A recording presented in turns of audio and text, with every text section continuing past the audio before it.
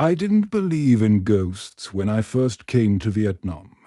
I was a travel vlogger chasing authentic experiences, the kind that looked good in thumbnails and sounded mysterious in titles. When locals in Da Nang told me about Hai Van Pass, a mountain road wrapped in fog, known for accidents and strange sightings, I thought it would be perfect content.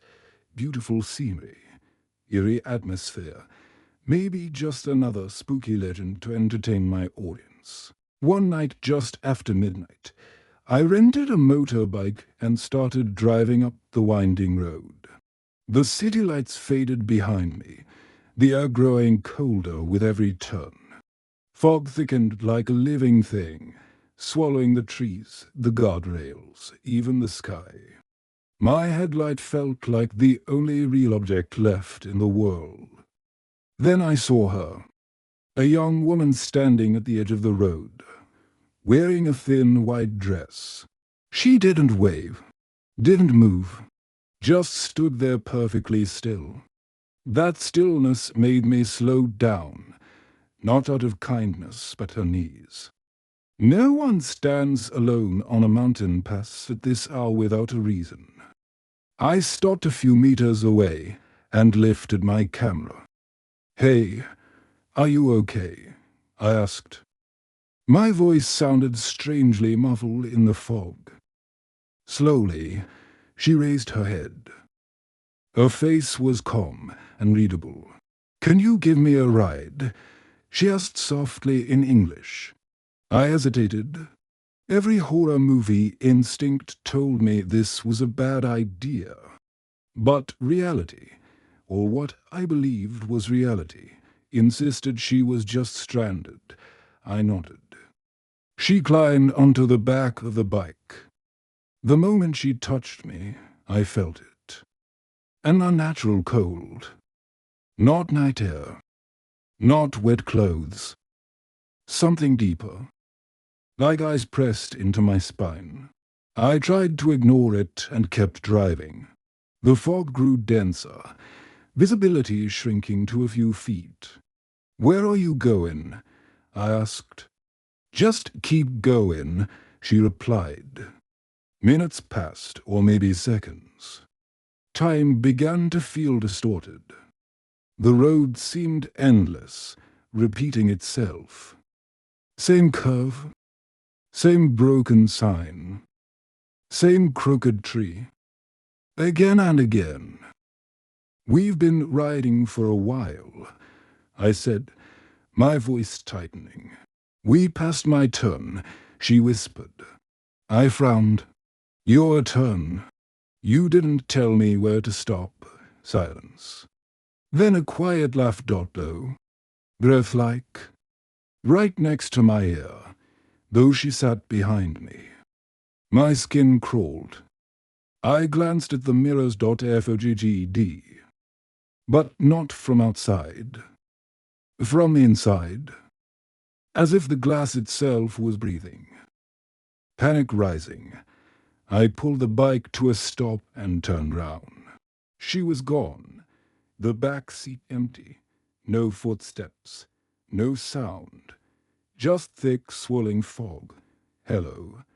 I called. Nothing. Then I noticed it.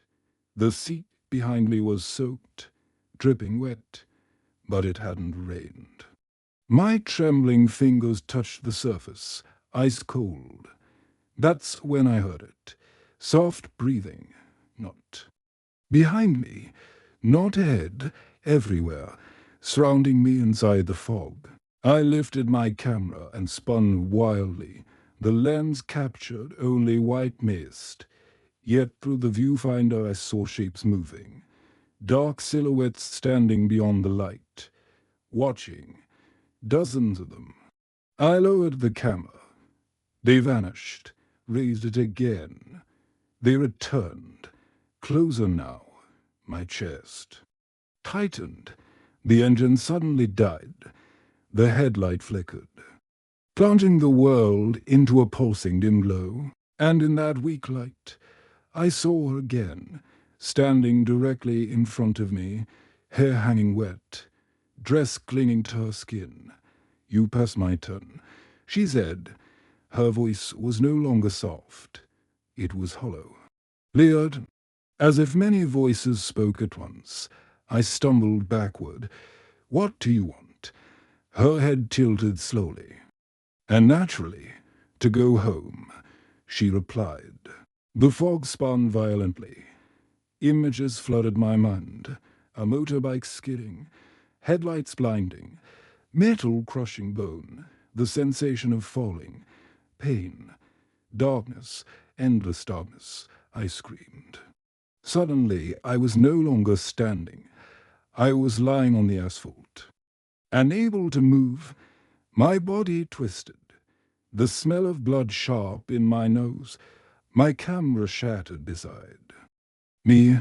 She stood over me, watching silently. Everything went black.